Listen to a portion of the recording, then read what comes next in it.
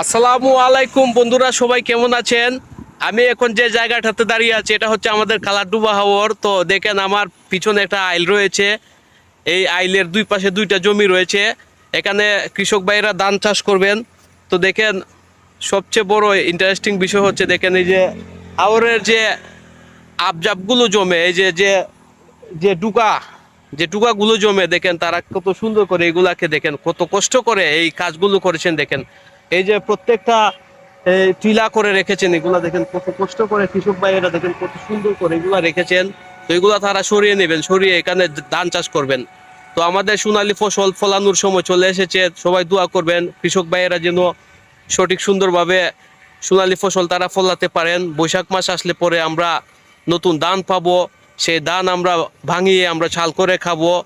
আমরা শান্তিতে প্রত্যেক কৃষক ভাইয়েরা চলতে পারবে।